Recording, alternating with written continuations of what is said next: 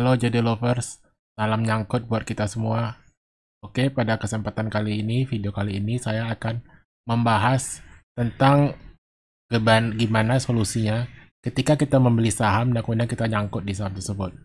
Penting kita tahu, mungkin banyak di antara kita semua yang pernah mengalami ya. Kita semua pasti pernah mengalami kondisi di mana saham yang kita beli itu terus turun, kemudian kita nyangkut. Nah, kenapa hal ini bisa terjadi? Karena kita tahu ketika kita membeli sebuah saham, pasti ekspektasi pertama yang kita inginkan adalah kita mendapatkan keuntungan ya. Tidak ada orang yang membeli saham kemudian mengharapkan saya bisa rugi gitu, nggak ada. Jadi semua orang membeli saham pasti ekspektasinya adalah mengalami keuntungan atau menjual di harga yang lebih tinggi. Namun pada realitanya ternyata saham yang kita beli kadang-kadang bergerak tidak sesuai dengan ekspektasi kita. Harga saham kadang bergerak turun, dan kemudian ketika harga bergerak turun, kita tidak tahu harus ngapain. Ya, mungkin bukan hanya tidak tahu, mungkin kita juga sayang untuk menjualnya, sayang untuk cut loss, sehingga akibatnya kita nyangkut di saham tersebut. Kita memiliki ekspektasi bahwa nanti saham ini suatu saat akan naik lagi. Tapi ternyata setelah sekian lama, harga saham ini tidak kunjung-kunjung naik, malah terus turun gitu. Nah, kalau sudah seperti ini, gimana sih solusinya yang bisa kita lakukan? Nah, ada beberapa tips yang bisa saya berikan buat rekan-rekan trader sekalian yang mungkin trader bisa diterapkan bagi trader sekalian ya. Yang pertama itu adalah cut loss ya. Jadi ini adalah hukum wajib yang sering mungkin trader semua udah sering dengar, udah sering baca juga di mana-mana bahwa cut loss adalah satu hal yang wajib dilakukan. Namun cut loss itu sendiri adalah satu hal yang mungkin sangat susah kita lakukan. Ya, kenapa? Karena pada dasarnya manusia itu tidak mau mengalami kerugian ya. Kita nggak mau mengalami kerugian, kita tidak mau mengakui bahwa kita salah dalam mengambil sebuah posisi. Nah, ini adalah satu ego yang harus kita lawan gitu. Jadi mau nggak mau, ketika kita udah salah dalam mengambil satu posisi, salah dalam membeli sebuah saham, salah dalam melakukan analisa, maka tidak lain dan tidak bukan hal yang harus kita lakukan adalah lakukan cut loss. Nah, cut loss itu kita lakukan ketika levelnya itu kita harus tentukan lebih dahulu. Ya, ketika levelnya udah turun berapa persen, ya mungkin tiap-tiap orang memiliki level cut loss yang berbeda-beda. Mungkin ada yang 5%, ada yang 3%. Mungkin ada yang baru cut loss di level 10% gitu. Nah, itu sih nggak masalah. Karena level toleransi tiap orang itu terhadap kerugian itu berbeda-beda. Nah, jadi seberapa level rekan-rekan sekalian yang merasa sakit untuk dijual, nah disitulah rekan-rekan harus melakukan cut loss. Jadi ketika level itu udah tercapai, maka mau nggak mau level itu harus di cut loss ya, level itu harus dibuang, angka itu harus dibuang supaya kerugian itu tidak bertambah dalam gitu. Yang kedua yang bisa kita lakukan ketika kita udah dalam posisi nyangkut adalah melakukan switching. Switching adalah proses pergantian dari saham A ke saham B. Jadi ketika kita punya satu saham yang terus turun dan kemudian harga ini tidak bisa ada prospek yang lebih bagus lagi, tidak bisa bergerak naik lagi, maka cenderung turun, maka tidak lain tidak bukan kita harus melakukan switching ke saham lain. Nah, kita harus ganti, kita harus lihat prospek saham lain yang lebih bagus dari saham yang kita punya, supaya ketika kita lakukan switching ini, kenaikan dari saham yang B ini, kita katakan saham B, akan bisa merecover kerugian yang kita miliki di saham A. Jadi katakanlah kita punya uang 100 juta, kemudian kita nyangkut di saham A, kemudian udah rugi mungkin sekitar 10 juta atau 15 juta. Nah, kita lihat ada potensi saham B yang sedang bergerak naik. Nah, kita lihat B ini posisinya bagus, kondisinya bagus. Nah, kita nggak ada salahnya kita switch, ya kita tukar posisi kita ganti saham A ini dengan saham B. Jadi kalau kita punya uang kita sisa 80 juta atau 70 juta, kita bisa belikan saham B dengan catatan, dengan harapan kalau nanti dia bergerak naik 10-15% lagi, maka setidaknya itu bisa merecover kerugian kita yang ada terjadi di saham A itu. Ya, cuma kita harus hati-hati dalam melakukan switching.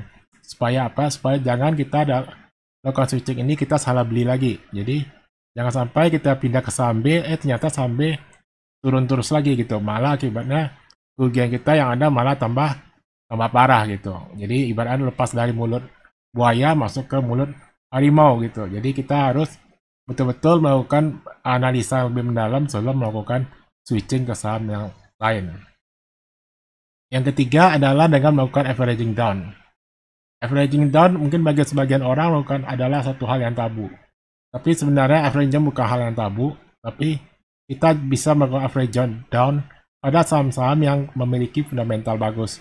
Jadi kalau misalnya kita nyangkut di saham yang memiliki kinerja yang bagus, katakanlah kayak BRI, BCA, atau saham-saham lain ya, RQ45 yang sudah menjadi langganan RQ45. Nah, itu sebenarnya kita tidak perlu takut melakukan averaging down. Cuma yang harus diperhatikan adalah teknik dalam melakukan averaging down tersebut. Supaya kita tidak uang kita tidak habis untuk terus-terusan melakukan averaging down, dan averaging down terus-menerus. Nah, untuk itu kita harus lihat level-level support dia. Kita harus lihat, teman-teman sekalian harus belajar nama teknikal, dimana nanti kita akan lihat di mana posisi ketika dia udah melampaui support, udah mulai mantul rebound dari support, disitulah kita bisa lakukan averaging down, dan nanti ketika dia udah mencapai titik tengahnya, kita bisa lakukan jualan untuk break even gitu, atau mungkin kita menunggu dia sampai profit seperti itu. Untuk beberapa saham tertentu itu bisa kita lakukan, seperti tahun lalu itu BRI dari 4.500 turun sampai 2.500-an. Nah, kalau kita bisa memiliki averaging down yang bagus, yang tepat gitu, maka itu sekarang harganya posisi sekarang udah balik ke 4.700. Jadi dengan lakukan teknik averaging down itu, kemungkinan kita bisa dapat average rata-rata BRI di harga sekitar 3.000-an.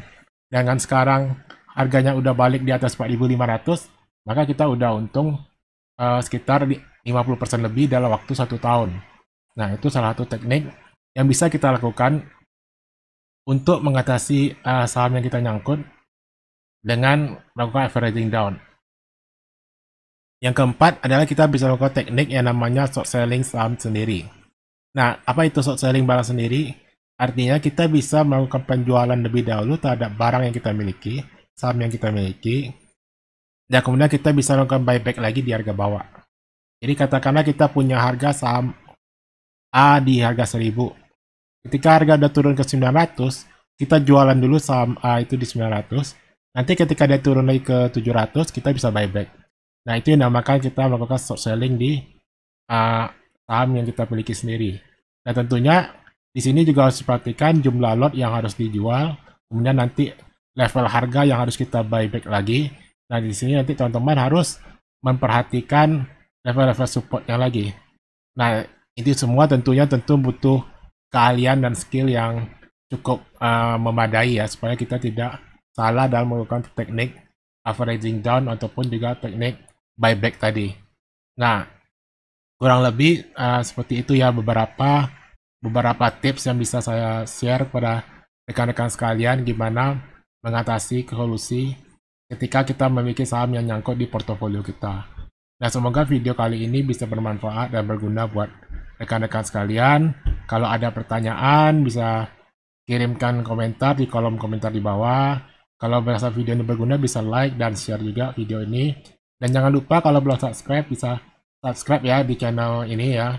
Nah, kalau teman-teman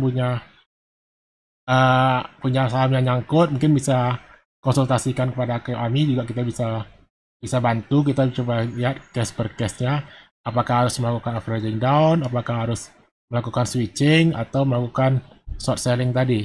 Nah, tentunya kita harus melihat kondisinya kasus per kasusnya gimana. Kita tidak bisa menyamaratakan semua gitu. Jadi tiap kasus itu beda penanganannya. Oke, sekian dulu video kali ini. Semoga bermanfaat. Sampai ketemu di episode selanjutnya. Happy cuan dan semoga sukses selalu.